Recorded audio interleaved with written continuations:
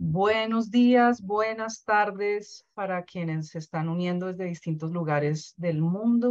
Mi nombre es Laura Barragán, soy directora de Educación y Sociedad del British Council y estamos dichosos de poder estar aquí en un evento tan importante. Ha sido ya casi un día y medio de conversaciones muy fructíferas que realmente nos han logrado demostrar todos los aspectos relacionados con qué significa pensar de manera rigurosa en pensamiento computacional. Es para mí un gran placer poder estar en este panel. Este panel va a ser un poco distinto a todos los que hemos tenido hasta ahora, porque más que enfocarnos en presentaciones, queremos realmente que sea un espacio de conversación donde abiertamente podamos eh, dialogar sobre distintas cosas. Me acompaña en este espacio que se titula Pensamiento Computacional, STEM y TICs en el colegio, conceptos y prácticas exitosas, tres grandes colegas a quienes aprovecho para agradecer. Estas tres personas que nos acompañan, para quienes no lo saben, son alma corazón de Coding for Kids. Nos vienen acompañando desde el inicio mismo y el programa no sería nada de lo que es si no fuera por la capacidad, experticia, rigor de estas tres personas que nos acompañan. Ellos son Camilo Vieira, coordinador del Grupo de Informática Educativa del Departamento de Educación de la Fundación Universidad del Norte; Ismael Mauricio Duque, que ahora en adelante le voy a decir solo Mauricio, a menos de que Mauricio me indiques que te tenga que decir Ismael Mauricio cada vez; coordinador científico y académico del programa STEM Academia de la Academia Colombiana de Ciencias Exactas, Físicas y Naturales; y Margarita Gómez, responsable del desarrollo profesional en educación del programa STEM también de STEM Academia, de la Academia Colombiana de Ciencias Exactas, Físicas y Naturales. Antes de empezar, voy a leer brevemente las biografías de ustedes tres para que la audiencia que está con nosotros en este momento en Zoom, pero también la que va a poder acceder a estos videos cuando los colguemos a YouTube, puedan saber la categoría de participantes que tenemos el día de hoy. Entonces, Camilo es PhD, profesor asistente, como les estaba contando, en la Universidad del Norte de Barranquilla, Colombia, coordinador del Grupo de Investigación en Informática Educativa. Él completó sus estudios doctorales y su experiencia postdoctoral en Ciencias de Ingeniería Computacional en Purdue University de Estados Unidos. Su trabajo se enfoca en el desarrollo del pensamiento computacional en todos los niveles educativos. Ismael Mauricio Duque, es ingeniero electrónico con maestría y postdoctorado. Posee experiencia en educación en áreas de STEM hace ya 30 años en niveles de primaria, secundaria, universitaria y doctoral. Asesor de ministerios de educación en varios países, asesor del BID y del Banco Mundial, así como de organizaciones encargadas de la evaluación como el ICFES. Formador de docentes en educación en STEM, ha participado como par en revistas arbitradas en educación de las áreas de STEM. Ha participado también en el desarrollo de artículos y libros relacionados con la educación en áreas STEM. Y por último, Margarita Gómez, bióloga y microbióloga, máster en bosques y conservación ambiental y especialista en educación en ciencias. Lleva más de una década dedicada a la formación de docentes de primaria en la enseñanza de las ciencias y las matemáticas. Es coordinadora, como les decía, de desarrollo profesional de docentes en el programa STEM Academia de la Academia Colombiana de Ciencias Exactas, Físicas y Naturales. Coordina académicamente diferentes proyectos de desarrollo profesional docente enfocados en el mejoramiento de la educación científica y matemática, así como en la alfabetización climática y la educación para la sostenibilidad. Como les contaba, y lo que quizás no se incluye dentro de esas biografías, es que los tres empezaron a trabajar con nosotros en el 2019, ¿cierto? O sea, ya están aquí desde el nacimiento mismo de este fantástico hijo que hemos creado, que es Coding for Kids. Entonces, primero les doy paso para que puedan saludar a la audiencia y comenzaríamos con las preguntas. En el orden que quieran, si quieren. Camilo. Bueno, voy a asumir el orden de presentación. Muchas gracias, Laura. Buenos días y buenos días a Mauricio y a Margarita. Para mí es un placer estar acá compartiendo con ustedes. Han sido 4 años de muchísimo aprendizaje y ha sido muy, muy satisfactorio poder ser parte de este proyecto que ha impactado tantos estudiantes y docentes a nivel nacional. Entonces, muy Gracias. contento de poder compartir algunas ideas aquí. Bienvenido, Mauricio. Bueno, no, muchas gracias por la invitación al panel, Laura. Pues como decía, son ya un buen número de años trabajando alrededor del desarrollo de todo el material educativo que se utiliza en el proyecto. Pues ha sido una experiencia gigantesca y pues que no ha dejado de tener sus momentos complejos de estrés porque pues estas cosas siempre causan estrés. Pero son más las victorias que los momentos de estrés, o más bien los momentos de estrés llevan a las victorias. Margarita. No, bueno, muy buenos días a todos, a todas. Gracias Laura y el British Council por invitarnos y pues un saludo a Camila y a Mauricio. Ya son varios años y este proyecto nos ha hecho también colegas y amigos, entonces un gusto volvernos a ver acá. Fantástico. Entonces, como les decía, el objetivo de esto es que tengamos una charla que pueda ayudarle a formuladores de políticas, a maestros, a maestras, a directivos docentes, no solo de Colombia, sino de otros países, ver qué implica todo esto que hemos venido discutiendo durante estos días para el colegio. Entonces, yo empezaría con la siguiente pregunta y es, como se habrán dado cuenta, todo este evento ha girado en torno al término pensamiento computacional. ¿Qué dirían ustedes para ayudar a que nuestra audiencia entienda qué quiere decir esto como concepto? ¿Cómo se diferencia de solo programar o solo codificar? Entonces, no sé si empezamos, ya que Camilo puso el orden, si podemos empezar contigo, Camilo, después Mauricio y luego Margarita. Claro que sí, pues a ver, como lo mencionabas, incluso tuve en la charla de ayer, esto cogió mucha fuerza con la intervención de Janet Wing, que era la jefe del Departamento de Computer Science en Carnegie Mellon, pero además tenía una posición como relevante en el National Science Foundation, que es como nuestro MinCiencias, pero ella, digamos que lo definió en términos un poco ambiguos, ¿cierto? Como coger lo que sabemos de ciencias de la computación y utilizarlo para resolver problemas. Una definición que me gusta mucho a mí es la de David Weintraub y sus colegas que en el 2016 lo definían para matemáticas y ciencias, porque lo aterrizaban a prácticas concretas. Entonces dicen las prácticas de datos, ¿cierto? Que nuestros estudiantes tienen capacidad de recolectar, procesar, analizar y visualizar datos. Para eso se necesita computación. Las prácticas de modelado y simulación, ¿cierto? Utilizar un modelo, una simulación computacional para entender un fenómeno o para encontrar una solución, pero también estar en capacidad de diseñar, implementar y evaluar modelos computacionales. Hay muchos fenómenos complejos que la ciencia ahora se enfoca a través de la computación. De hecho, una de las razones por las que Janet Wing hablaba de esto era porque ahora existen muchas subdisciplinas que utilizan la computación como medio para la ciencia. Entonces hablamos de biología computacional, lingüística computacional, estadística computacional, hasta artes computacionales ahí. El tercer conjunto de prácticas es la resolución de problemas, digamos, de manera computacional, y ahí aparece explícitamente programar, aunque uno puede programar también para hacer modelos de simulaciones o para analizar datos. Y también aparece cosas como depurar una solución o elegir herramientas relevantes para algo, no todo hay que crearlo desde cero.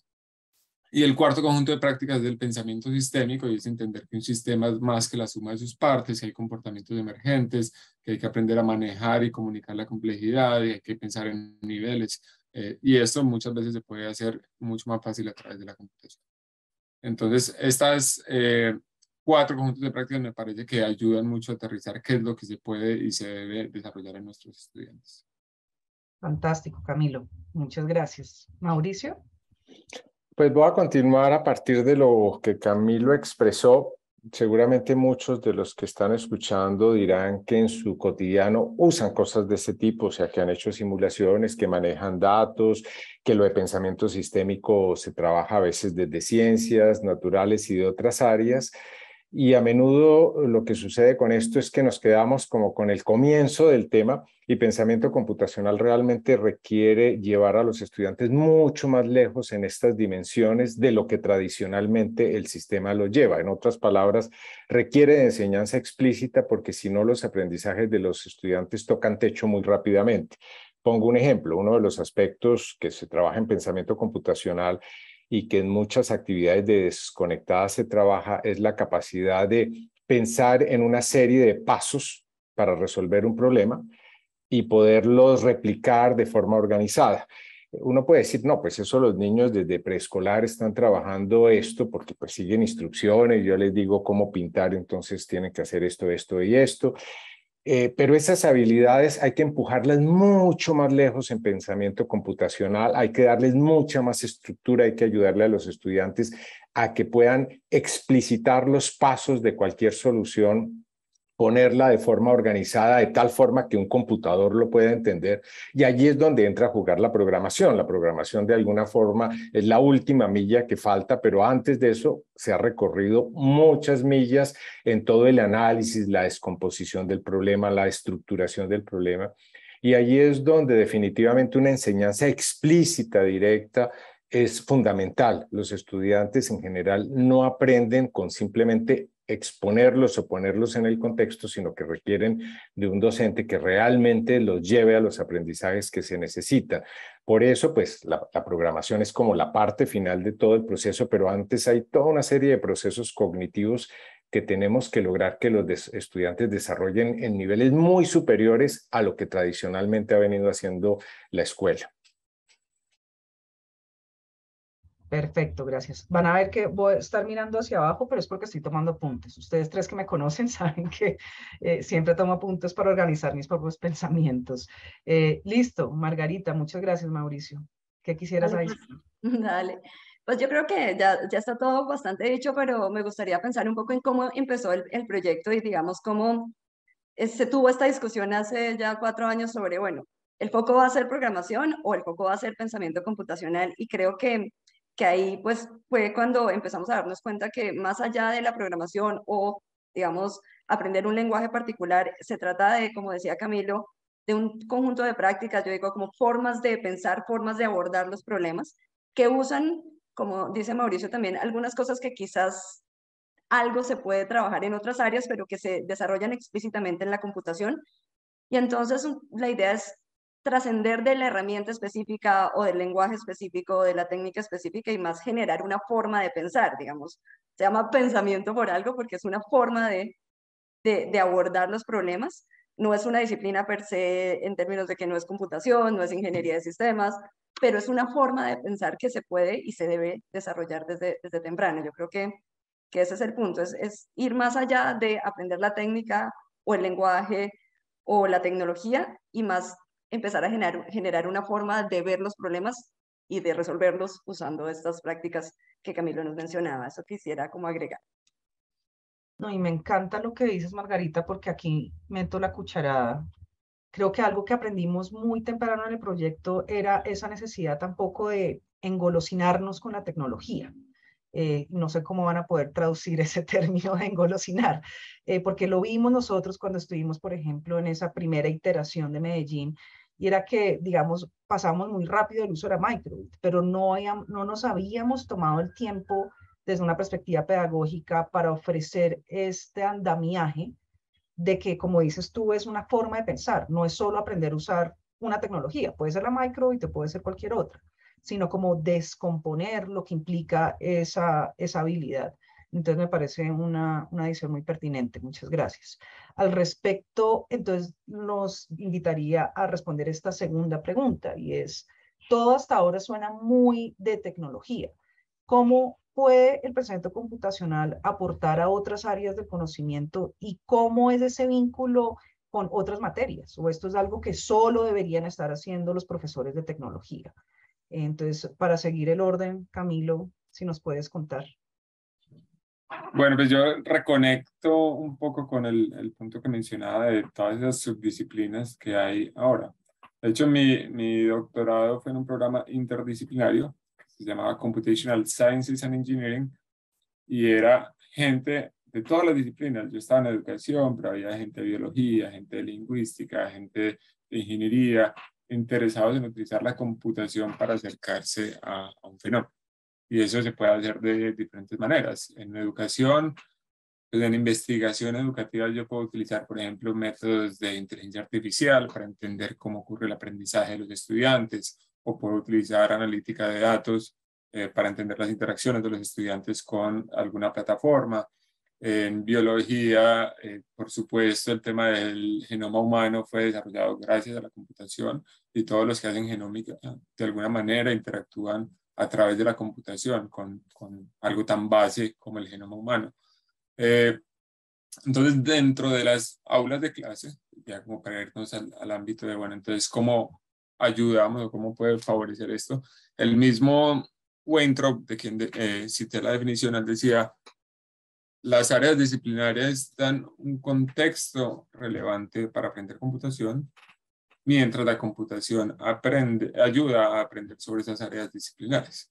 Entonces, por ejemplo, utilizar modelos o simulaciones computacionales que los estudiantes puedan ahí modificar parámetros, hacer predicciones sobre qué va a pasar con un fenómeno, puede ayudar realmente a traer fenómenos al aula de clase que luego serían muy difíciles de mostrar de otra manera, ya sean porque son cosas a escala atómica o porque son cosas que pasan en el espacio o porque son cosas que toman cientos de años para ocurrir en la Tierra. A través de, digamos, simulaciones computacionales se puede presentar esos fenómenos.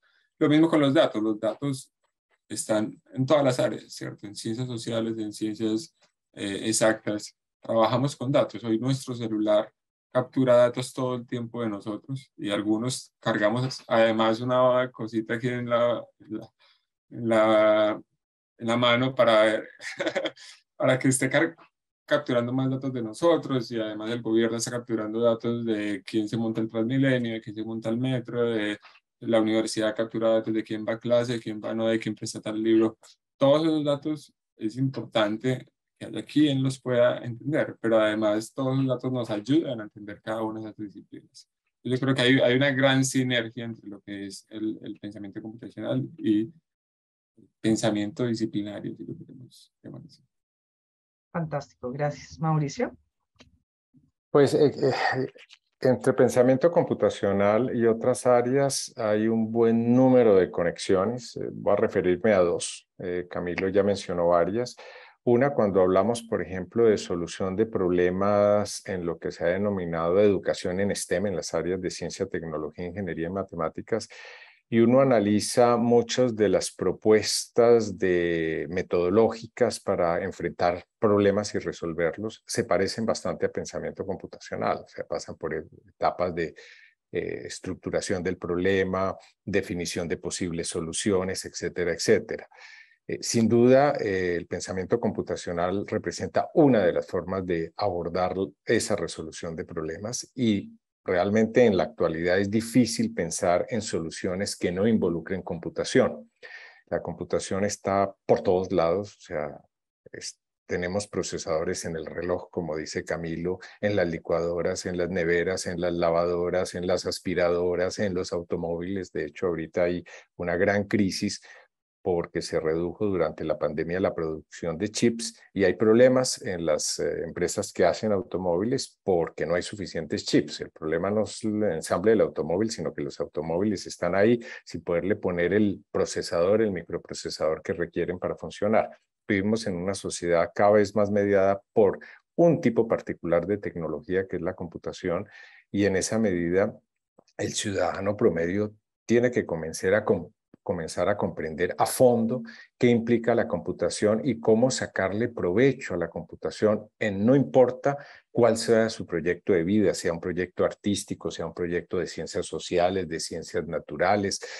Entonces, desde esa perspectiva, el enlace está en todos lados. Ya en este momento es difícil hablar de una sola profesión en la cual el computador no esté mediado. En la medicina, en el deporte, con los relojes que van midiendo el pulso, el ritmo cardíaco y le ayudan a la persona a entrenar.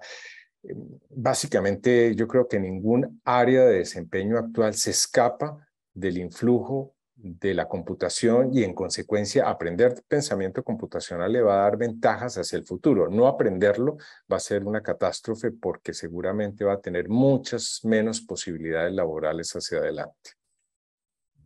De acuerdo, muchas gracias. Y creo que es un mensaje que hemos tratado de enviar a lo largo de estas conferencias, y es que es una habilidad que no solo es útil, necesaria para aquellos que quieren ser ingenieros de sistemas, sino para aquellos que, o sea, yo estudié historia y literatura, o sea, nunca se me hubiera ocurrido que eso podía servir, y sin duda, como dices, Mauricio, esto ya ha permeado todas las disciplinas, todas las profesiones y muchas carreras.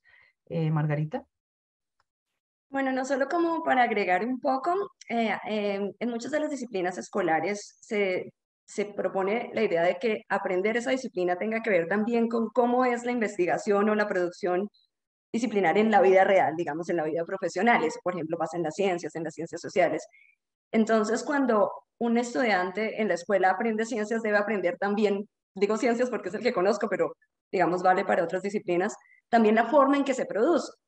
Y entonces la forma en que se produce el conocimiento científico ahora tiene que ver, por ejemplo, con el manejo de grandes volúmenes de datos, con la moderación, con la simulación. Y para que los niños y las niñas y los jóvenes en la escuela entiendan cómo se produce el conocimiento científico, deben ser capaces de entender eso, no necesariamente hacer ellos mismos el modelo, la simulación, pues porque quizás no tienen en la escuela las tecnologías o no tienen el acceso a las bases de datos, pero entender, por ejemplo, qué significa una predicción de un escenario del IPCC sobre el cambio climático, cómo se desarrolló eso, de dónde vienen los datos y cómo se construyó, cómo se construyen los modelos epidemiológicos en las pandemias. Y eso significa entender un poco cómo se produce el conocimiento actualmente, que es lo que podríamos decir que es la alfabetización en la disciplina. Entonces, poco sumando a lo que decían Mauricio y Camilo, cuando uno aprende ciencias o aprende ciencias sociales o aprende tecnología, pues aprende también la forma en que se produce el conocimiento en esas disciplinas para poder consumir resultados y para poder entender resultados. Y eso inevitablemente en la actualidad está mediado por la computación, que es la herramienta que se usa generalmente en todas las disciplinas. Entonces creo que ese sería como el valor adicional. Yo no puedo decir que un estudiante, por ejemplo, está formado como alfabetizado en ciencias y no es consciente del rol que juega la simulación, la computación y los modelos en la investigación científica en la actualidad, que pues no era así hace 100 años, pero es así ahora. Entonces sería como el complemento. Súper, muchas gracias. Y de pronto, como para transitar hacia, o sea, creo que para todos ya es claro cuán importante es esta habilidad, cuán útil y pertinente es.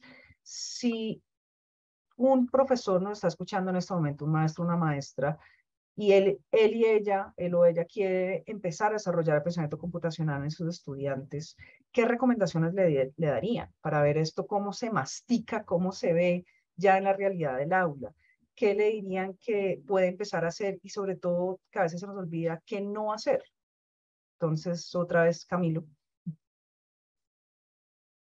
Bueno, pues yo creo que algo que ha sido bien interesante de este proyecto es no centrarnos solo en programación, solo en conocimientos técnicos o solo en robótica, ¿cierto? Que la robótica es un poco sexy, pero no siempre es la mejor forma de comenzar, porque puede generar, digamos, influencias externas, que estar preocupado por el sensor de luz o por la batería o por otras, o por pasar el código al robot, que no necesariamente son beneficiosos para el aprendizaje.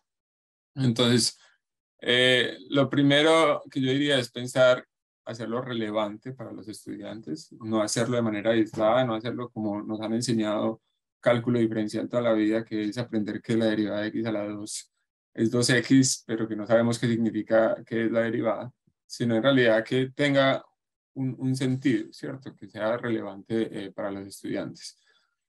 La evidencia actual dice que lenguajes de programación como C o Java no son lenguajes de programación introductorios, generan muchas, digamos, confusiones y cargas cognitivas extrañas que no benefician el aprendizaje, que por el contrario es más recomendable empezar por bloques, ¿sí? En algún momento hay que ir haciendo una transición hacia el texto. Para eso tal vez Python está, digamos, más fácil que C o Java, pero empezar por bloques creo que puede ser bueno. Pensar en consideraciones de andamiaje, darle un apoyo al estudiante para que vaya haciendo logros pequeños. Y tal vez lo principal es no dictar código. Yo cuando empecé a estudiar ingeniería de sistemas, el primer semestre el profesor prácticamente nos dictaba el código que teníamos que escribir y yo no aprendí nada. O sea, yo aprendí después leyendo por mi lado, o los siguientes profes que nos ponían, nos involucraban un poco más. Pero esa idea de yo soy el profesor, dicto código, los estudiantes copian y ya aprendieron, eso no existe. Y la última recomendación que yo daría es pensar que el pensamiento computacional es para todos y todas. No es solo para quienes quieren ser ingenieros, ingenieras o científicos o científicas de la computación, y no es solo para genios. Lo que dice la evidencia es que no es que hayan personas que están hechas para esto y personas que no. Lo que dice es que depende de los conocimientos previos. Y es posible que haya cosas que haya que fortalecer, pero todos podemos realmente. Fantástico. Muchas gracias, Mauricio. Bueno, retomando un poco algunas cosas que dijo Camilo, lo primero que yo recomendaría es como para cualquier área, se requieren momentos específicos de aprendizaje directo, explícito, sin ambigüedades, o sea, directo sobre el tema, sin mezclarlo con otras cosas. O sea, los aprendizajes de base se desarrollan mejor cuando le dedicamos tiempo a esos aprendizajes, como decía Camilo, andamiándolos adecuadamente para que los estudiantes efectivamente desarrollen esos aprendizajes. Ahí haría digamos, una acotación, y es la introducción de la tecnología. Hay que tenerle mucho cuidado al comienzo. La tecnología representa distractores. Entonces, cuando yo pretendo lograr los aprendizajes iniciales, los primeros pasos, y lo complico con la tecnología, sucede algo que Camilo mencionaba, y es que hay un riesgo muy alto de sobrecarga cognitiva. Esto es, el estudiante está confrontado a muchas cosas simultáneamente, y los humanos no somos multitarea en actividades que tienen una alta demanda cognitiva. Y los aprendizajes, por sencillos que nos parezcan para un estudiante que está comenzando, son complejos y requieren de tiempo, requieren de momentos y de actividades explícitas. Entonces yo haría dos recomendaciones. Una primera, tener mucho cuidado al arrancar y dar tiempo. Se requiere enseñarle al estudiante las habilidades básicas sin enredarlo con absolutamente nada más, como la tecnología o embebiendo lo que está de moda actualmente en proyectos. Entonces yo pongo un proyecto y asumo que como el proyecto requiere de ciertas habilidades y el estudiante las va a aprender, realmente el estudiante se distrae en mil cosas y lo más probable es que no termine desarrollando esas habilidades básicas. Y otro tema que también no puedo dejar de mencionar, pero apenas lo voy a mencionar, es que las matemáticas son la base de todo esto. Un aprendizaje de matemáticas en los primeros años de calidad, un aprendizaje de calidad, es fundamental para poder avanzar en pensamiento computacional. Yo diría, y es mi opinión, que las matemáticas de alguna forma representan el lenguaje de base del pensamiento computacional. Entonces, ese es un tema que me parece bien importante. Gracias, Mauricio. Margarita. Bueno, no, me quedé pensando en la pregunta que hacía sobre qué decirle al maestro, digamos, y sobre todo a muchos maestros y maestras que se sienten un poco ansiosos en esta idea de enseñar pensamiento computacional. Digamos, usualmente quien enseña tecnología o que tiene formación, pues lo puede hacer, pero otros maestros, otras maestras de otras disciplinas se sienten muy ansiosos. Y creo que el primer punto, como Camilo lo decía, es ver que no es exclusivo de la ingeniería o no es exclusivo digamos, de estas áreas de tecnología, sino que es algo que todos y todas podemos aprender, incluso si somos maestras que llevamos 40 años o 20 años en el aula, que es algo que a veces se vuelve como un obstáculo. Dicen, no, yo eso no aprendí. Quienes tienen más años trabajando, pues no fueron expuestos a programas de pensamiento computacional. Entonces es un poco ver esa idea de que es algo que todos y todas podemos aprender, que no depende de características específicas. Eso creo que es un primer paso para los docentes.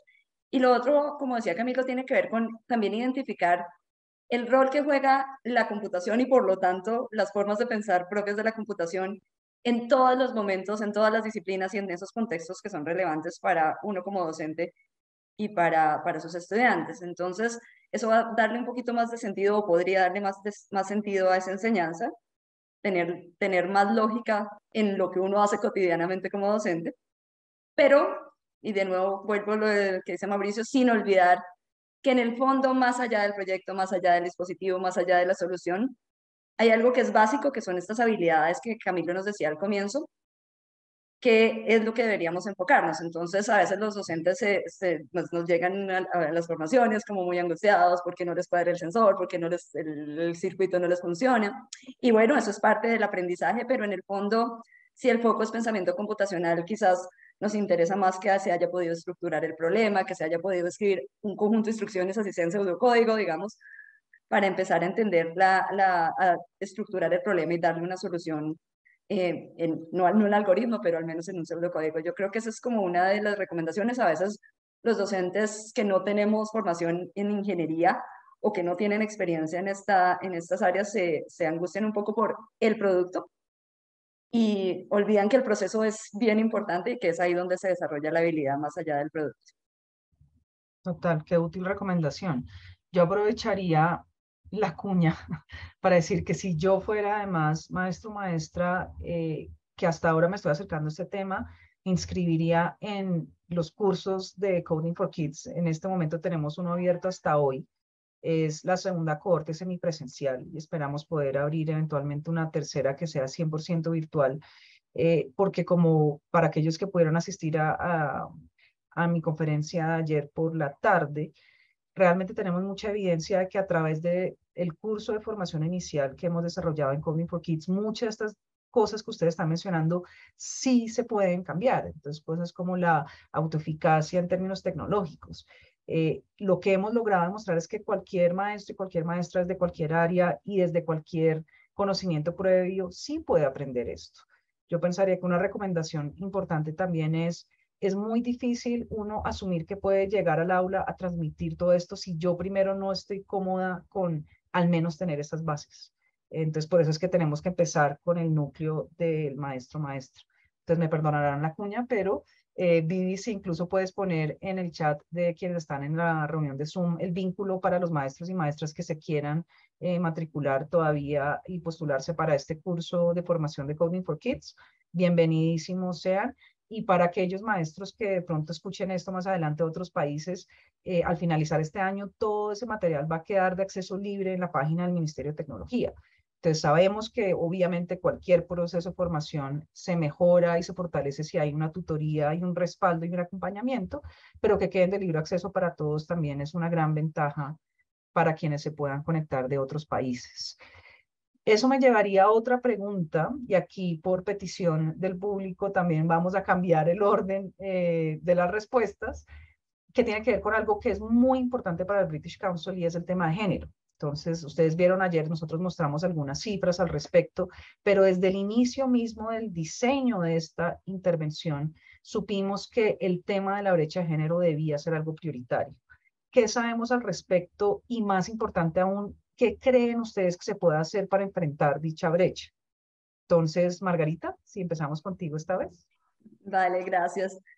Bueno, esa es una pregunta que como dices, estuvo en el centro del diseño desde el comienzo y creo que eso es algo muy valioso porque, pues, al menos desde lo que yo conozco, no es así para otras iniciativas. Entonces, creo que ahí fue un acierto de Coding for Kids tener esa pregunta muy explícita desde el comienzo y usar un poco lo que se sabe. No es un tema, digamos, sencillo, es complejo, hay muchos factores que interactúan, pero pues sabíamos desde el comienzo que en las áreas STEM, en ciencia, tecnología, ingeniería y matemáticas, hay una brecha de género importante digamos, en el ejercicio profesional, que pues digamos los datos son más o menos solo 30% de las personas que se dedican a esas áreas son mujeres, y para áreas específicas como la computación es probablemente más grave esa brecha. Entonces, digamos que sabíamos eso, sabíamos también, porque pues la investigación ha mostrado que hay factores de la escuela, digamos, de la educación básica que influyen en esas brechas.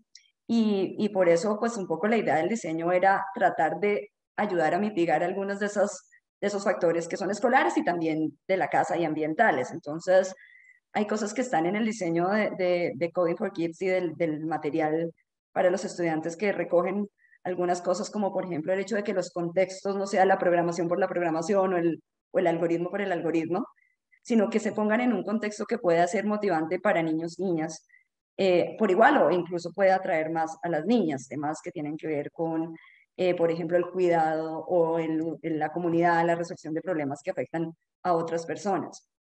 Eso, por ejemplo, es una consideración de diseño. Otra consideración de diseño, pues tuvo que ver no solamente con los aspectos didácticos de la parte desconectada, de poder, digamos, esperar para usar el dispositivo por razones de la comprensión de las habilidades de pensamiento computacional, pero también para que las niñas que de pronto no se sienten tan cómodas en la interacción misma con el dispositivo, por razones, como te digo, diversas y variadas, pues puedan tener otros espacios también donde puedan desarrollar las habilidades sin estar expuestas al hacer las conexiones, el cable de caimán y este tipo de cosas que por razones a veces culturales y a veces ambientales genera cierta como rechazo que las niñas tiendan a evitarlo. Entonces hay varias cosas que se han tratado de poner en consideración. Voy a dejar que Mauricio y Camilo complementen otras cosas, pero creo que el punto es entender que lamentablemente por razones diversas,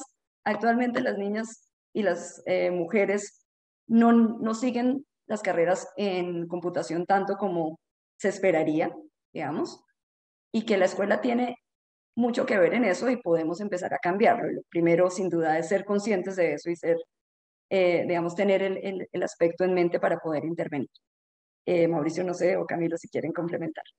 Mauricio, creo que le va a tocar quedarse en el sándwich. Siempre vas a estar de segundo, pero ahorita lo podemos cambiar, Mauricio. Entonces, pero por ahora, Mauricio. No hiciste el corrimiento a la izquierda. Ese es el No, siguiente sí. algoritmo. Se necesita el algoritmo.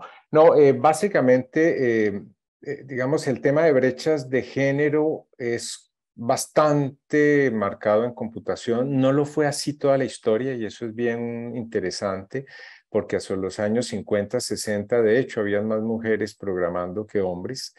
Luego eso fue cambiando rápidamente hasta el punto actual en que estamos en porcentaje muy bajo, 10, 12, 15%. Eso varía de un país a otro. No tiene relación, cuando uno mira los datos, con el nivel de igualdad entre hombres y mujeres de los países, porque países que se consideran muy igualitarios tienen brechas a veces más grandes que los países que se consideran no igualitarios. Entonces el problema parecería no estar por ese lado.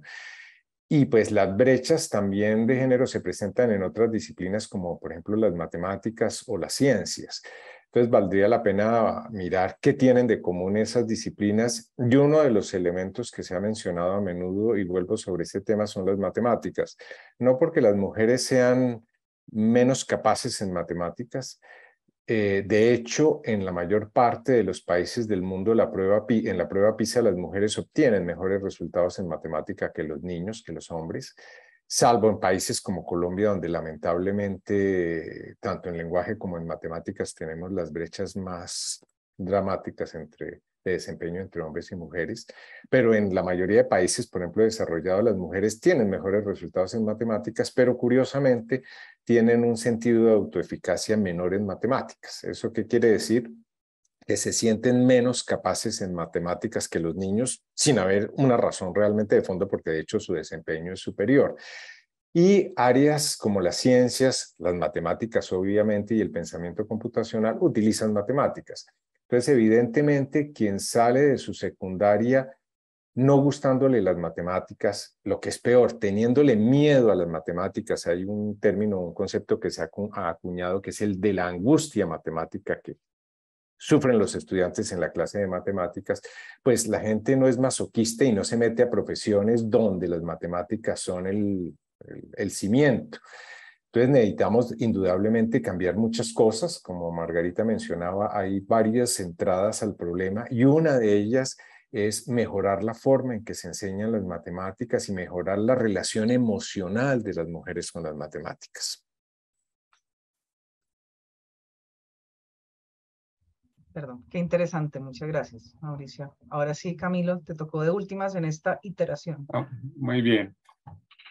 Bueno, pues primero, además de lo que decía Mauricio, tampoco tiene que ver con genética, ¿cierto? Es más una cuestión cultural. Y se crean desde muy jóvenes. Nosotros estamos ahora trabajando con niños y niñas de 5 o 6 años y estamos tratando de identificar cómo los juguetes con los que ellos juegan desde pequeños tienen alguna influencia en este tipo de habilidades.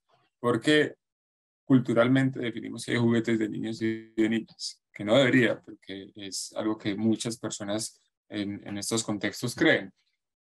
Y digamos que una invitación para padres también ahí es pensar, bueno, cuando estás diciendo este es un juguete de niñas, este es un juguete de niños, ¿qué habilidades le estás ayudando a desarrollar a tu hijo o a tu hija? Y de qué habilidades la estás previniendo al decirle, no, usted niña no juegue con ese juguete porque es un juguete de niños, ¿cierto? Entonces desde ahí se pueden empezar a crear algunas de estas brechas. Lo otro que quería, digamos, adicionar es que no en todas las ciencias se generan estas brechas. Por ejemplo, en ciencias ambientales no hay esa brecha en muchas partes, ¿cierto? Y puede tener que ver un poco con la sensibilidad ambiental que desde niñas también se les fomenta a las mujeres, ¿cierto? Entonces, definitivamente es muy fuerte en matemáticas y en ciencias de la computación, pero hay en algunas ciencias en las que no existen estas brechas. No es que esperemos, cuando tenemos proyectos como este, no es que esperemos entonces que ahora todas las mujeres tienen que ser científicas de la computación o ingenieras de sistemas. Realmente lo que se quiere es un poco eliminar las barreras que hacen que ellas no se acerquen a ellas. Si ellas finalmente deciden ser antropólogas, médicas, lo que decidan ser, pues cada uno va buscando como su ruta, pero lo que pasa es que cuando ponemos algunas barreras que vienen de lo cultural, pues sí se generan brechas que además luego generan inequidad de género e inequidad de ingresos incluso, y eso influye incluso digamos, la libertad de las mujeres para tomar decisiones en una sociedad. Entonces, digamos que el objetivo es difuminar o borrar esas barreras que hacen que no se acerquen a estas áreas. Una de las cosas que creo que pasa es que entonces no hay una identidad así, ya dicen, no, es que allá hay puros hombres, allá no ven modelos de rol, por ejemplo, y eso es una de las cosas que el proyecto trabaja, mostrar que hay mujeres que han hecho grandes contribuciones en la computación, o en un curso de tecnología, entonces siempre es un profesor hombre, y entonces el profesor hombre siempre le da la voz a los estudiantes hombres, entonces tampoco se sienten incluidas. Entonces, dentro de las cosas que habría que hacer desde el aula es pensar en acciones diferenciadas, pensar en visibilizar más modelos de rol, empezar a darles más espacios a las mujeres y niñas para que participen activamente y después ellas, digamos, decidirán o no qué carrera quieren seguir, pero que no vean esa barrera. Creo que Mauricio De va a acuerdo. responderme algo. Mauricio. No, quería complementar algo, es que lo que dijo Camilo me recordó pues de cuando nosotros hemos acompañado visitas de aula en Coding for Kids. Una de las cosas que impresiona a menudo cuando uno va a un salón es ver a las niñas por allá en una esquina todas tímidas mientras los niños están al frente jugando con los aparatos y demás. Y el docente o la docente, normalmente es un docente, no una docente, que es el de informática, le da la palabra a los niños que están al frente y un poco las niñas quedan por fuera del salón emocionalmente, o sea, están allá como ocultas y de hecho tratan de exponerse menos. Cosas como tener cuidado con ese tipo de detalles son importantes en el salón porque pueden marcar a largo plazo una gran diferencia. De acuerdo, y me encanta que hayas mencionado ese ejemplo porque parte de lo que hacemos en los procesos de formación es, por ejemplo, hablar de esa diferencia entre igualdad y equidad, porque muchos maestros y maestras nos dicen, pero yo los trato a todos por igual y le digo a todos, vengan a jugar con la tecnología. Pero aquí sí hay que tomar acciones intencionales para garantizar que las niñas, por ejemplo, se sientan, como decía Mauricio, emocionalmente más cómodas con experimentar. Es que solo eso, y les digo yo, ahora como mamá, por ejemplo, descubrí que yo nunca jugué con Legos, mientras que mi hermano sí. Entonces, esa es una de las ventajas que ofrece la maternidad, es invertir todo eso porque mis muñecos eran de cocina y muñequitas, mientras que a mi hermano varón le daban Legos y le daban carros, y lastimosamente muchos de esos prejuicios, como decía Camilo, se siguen fomentando. Me gustaría pasar otra pregunta, no sin antes invitar al público también, ya empezaron a enviar algunas preguntas, pero que también que se animen a enviarnos más. Pero me parece importante antes de eso preguntarles por el tema de la ruralidad y los retos de tecnología. Muchos podrían decir que hablar de pensamiento computacional en un país donde, aceptémoslo, persisten muchas brechas tecnológicas es un despropósito y que esto solo debería ser algo que se considera viable en las zonas urbanas donde tenemos pues conectividad 5G, 10G, lo que sea. ¿Qué dirían ustedes ante esas críticas? Entonces voy a invertir el orden y vamos a comenzar con Mauricio, luego Margarita y finaliza Camilo. Mauricio. Bueno, muchas gracias, Laura. No, pues uno de los aprendizajes grandes que he tenido en la vida fue el tiempo que estuve acompañando al PER, al Programa de Educación Rural del Ministerio, en el tema de diseño de algunas actividades de desarrollo profesional. Y ahí uno se da cuenta que la ruralidad a menudo queda olvidada en el país. En otras palabras, se piensa mucho en lo urbano, pero no necesariamente en lo rural y una serie de características de lo rural que pasa por las clases multigrado, por el acceso, por las distancias, por muchas cosas de ese tipo. Aquí quisiera empezar mencionando que nuevamente con pensamiento computacional tal vez el primer reflejo no debería ser pensar en tecnología, porque es un gran error. Los primeros pasos de aprendizaje en pensamiento computacional, y yo diría que no los primeros pasos, muchos pasos se dan mejor en actividades que actualmente se les puso el nombre de computación desconectada. Esto es hacer computación sin computadores. Estas son actividades que no requieren realmente de tecnología y que de hecho son más efectivas en el aprendizaje inicial de muchas cosas. Y esto sucede a todos los niveles, no estamos pensando en educación inicial. Hay actividades desconectadas en primaria, hay actividades desconectadas poderosas en secundaria, hay actividades desconectadas poderosas incluso a nivel universitario, porque hay muchas cosas que es mejor primero aprenderlas sin el estorbo, y lo voy a poner en esos términos de la tecnología. La tecnología distrae y genera otras cargas cognitivas que a veces no son compatibles con el aprendizaje que estamos buscando los estudiantes. Entonces, la primera cosa es que un docente que conozca de esta estrategia de las actividades de computación desconectada puede dar ya muchos pasos a nivel rural. Eso sería como una primera respuesta. La segunda respuesta es que no se necesitan robots y computadores complicadísimos para aprender pensamiento computacional. Ya en las conferencias de ayer, por ejemplo, se presentaba la Microbit, que es un buen ejemplo, como un dispositivo relativamente sencillo, de un costo razonablemente bajo, que no requiere conectividad a Internet, requiere un mínimo para poderlo programar y demás, ya permite, digamos, implementar soluciones. Y hablo de implementar soluciones porque es el último paso dentro de todo un proceso de pensamiento desde la perspectiva de solución de problemas en pensamiento computacional. Entonces, para la ruralidad hay muchas cosas que se podrían hacer. Indudablemente, tener computadores es interesante, pero no es necesario tener computadores e Internet para lograr grandes desarrollos que de todas formas no se están dando ni en las escuelas urbanas ni en las rurales en Colombia. Aún tenemos mucho camino que recorrer antes de decir nos faltan los computadores. Muchas gracias. Muy importante dejar eso por sentado. Margarita. No, pues un poco complementando lo que dice Mauricio, también, digamos, es ver que tener la tecnología no es per se garantía de desarrollar el pensamiento computacional. Y hay varios ejemplos de países y de estudiantes que están, digamos, que tienen computadores, que tienen otros dispositivos, tablets y demás, y no por eso pueden tener esa forma de pensar o desarrollar.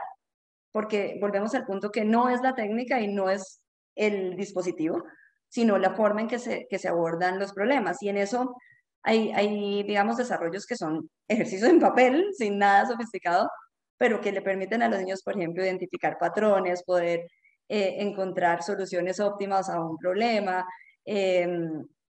predecir lo que va a pasar, incluso hacer pequeños modelos y simulaciones con lápiz y papel. Entonces, digamos, si volvemos un poco al centro de lo que es, que no tiene que ver per se con el uso de un dispositivo o con un lenguaje o con la programación, sino con una forma de pensar, pues el no tener conectividad permanente o no tener acceso a un computador no es un obstáculo, sobre todo para esas primeras fases.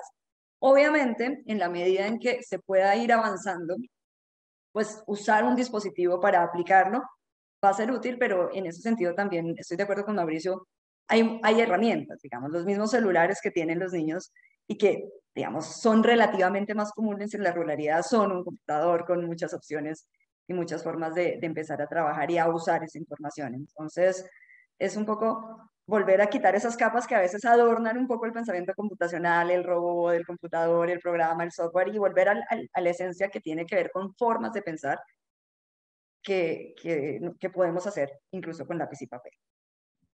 Fantástico. Nos recuerda mucho lo que acabamos de ver de la conferencia de John Chippendale, que uno pensaría el Reino Unido, que claramente tiene mucho más acceso a esta tecnología. O sea, en un solo año ellos entregaron 1 millón de microbits. Nosotros vamos en 84.000. Y aún así ellos, como lo vimos, están fomentando eso que tú acabas de decir, como dejemos la esencia de lo que es el pensamiento computacional y hacen mucho uso de estas actividades desconectadas que también, como mencionamos ayer, siempre están en nuestras fichas. Nuestras fichas pedagógicas siempre tienen una sección desconectada también. Camilo. Bueno, yo comenzaría por la otra parte de la pregunta, y es si es un despropósito o no habiendo tantas brechas también en el país. Y yo creo que realmente no trabajar el tema del pensamiento computacional desde ahora antes generaría más brechas. O sea, en muchos países del mundo, en Reino Unido, entre ellos, pero Estados Unidos, España, Australia, ya hay un currículo nacional pensado en esto, ya hay un montón de programas de formación docente. Y no trabajarlo desde ahora en nuestro país, que ya estamos tarde porque eso se está hablando desde 2006 que Wing empezó a hablar de esto, digamos que desde 2013 ya en Reino Unido tenían un currículo, sería atrasarnos aún más y generar más brechas con ellos. Y ya hemos hablado de todo lo que ofrece la computación, de que sin computación no podríamos procesar datos, de que sin computación no podríamos entender fenómenos complejos a través de simulaciones.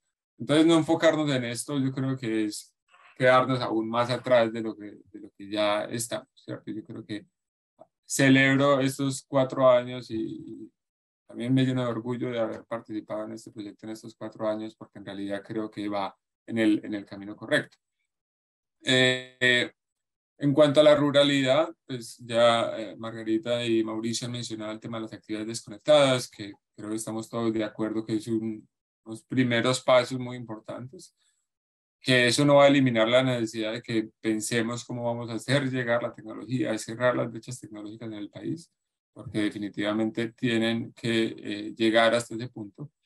Y una idea que nosotros hemos venido trabajando aquí con un colega que trabaja en educación de las ciencias, y digamos que lo hemos ido moviendo por ahí, es cómo lo hacemos relevante en contextos rurales. Y una forma, por ejemplo, es el tema de la agricultura digital o agricultura de precisión. Cómo enseñamos ciencias sobre temas como fotosíntesis, transmisión de calor, etcétera, conectado a computación, pero para contextos, por ejemplo, que sean de vocación agrícola, porque no todos los contextos rurales son necesariamente de vocación agrícola, para que los proyectos sean relacionados a eso y que puedan incluso generar ideas de negocio para automatizar sistemas de riego, para monitorear los nutrientes del suelo, para modelar cómo van a crecer los cultivos, qué tanto van a dar. Esto ya está pasando en el mundo y hay programas educativos que conectan estos dos mundos. Entonces, también es pensar qué es lo que puede ser relevante para lo rural y cómo llevar el pensamiento computacional para que, digamos, dispare también o fomente estos proyectos. Perfecto, muchas gracias. Eso tiene que ver con una de las preguntas que nos llegaron, que está relacionado con si habría posibilidades de diseñar una línea de capacitación específica dirigida solo a escuelas rurales, con las limitaciones que esto conlleva al estar en las zonas de difícil acceso. Entonces, al maestro o maestra que nos está enviando esta pregunta, creo que estas respuestas que acabamos de escuchar son muy pertinentes, pero además invitar a que en nuestra experiencia, en los procesos de formación que hemos desarrollado, en verdad, todos los materiales se pueden adaptar con facilidad a la ruralidad. Y la misma manera como estamos tratando de llegar a los maestros, también la hemos adaptado a la ruralidad. O sea, entendemos que en algunos casos unirse a la plataforma, al Moodle de la formación es muy difícil. Hemos enviado materiales a través de WhatsApp. Y algo muy importante también es que hemos logrado generar espacios para que entre maestros, por ejemplo, de zonas de difícil acceso, puedan compartir experiencias, puedan entrar en comunicación, porque como decía ayer, por más fantásticos que sean nuestros contenidos que ustedes desarrollaron en el curso de formación, es clave entender que la formación en servicio es algo continuo. No se acaba después de un curso de 30 horas, sino que es importante que tengamos estas comunidades de aprendizajes para terminar de consolidar todo lo que se puede desarrollar a través del curso. Yo, y les advertí cuando los hice esta invitación, que yo creo que nosotros cuatro podríamos hablar durante 3 horas seguidas. Lastimosamente ya se nos está acabando el tiempo y tenemos una plenaria a la que invitamos a todos a unirse. Entonces no quisiera despedirme de nuevo sin darles el agradecimiento a los tres, no solo por esta charla, que estoy segura va a ser muy útil para maestros y maestras de Colombia y otros países, sino genuinamente por todo el esfuerzo, toda la pasión, toda la experticia que ustedes le han embebido a este programa desde hace 4 años. Nos quedaron muchas preguntas pendientes, muchas conversaciones pendientes, pero estoy segura también de que la vida nos dará otras oportunidades para continuarlas. Entonces, a ustedes, muchísimas, muchísimas gracias. Me gustaría cerrar este panel, entonces, invitando a que todos, por favor, se metan de nuevo a la página de la conferencia. Ahí van a poder acceder al vínculo ahí está la página, muchas gracias a nuestro equipo técnico, al vínculo que los llevará a la plenaria que viene es experiencias locales en el fomento de las habilidades STEM, TIC y programación en Colombia. Vamos a contar con la presencia de la Secretaria de Educación de Bucaramanga, el gerente de las TIC en la Alcaldía de Barranquilla, a Ulia Yemail, que es la directora de Ciencia, Tecnologías y Medios Educativos de la Secretaría de Educación de Bogotá, y también un representante Parque Explora Medellín. Es para nosotros también muy importante que quienes puedan estar en estos eventos vean no solo lo que se hace desde el apoyo del gobierno nacional, como es de nuestro caso, sino también las actividades e iniciativas que están ocurriendo a nivel local. Entonces, muchísimas gracias de nuevo, Mauricio, Margarita, Camilo, y los invitamos todos a que se unan a la otra plenaria. Una muy feliz mañana, tarde para todos y todas.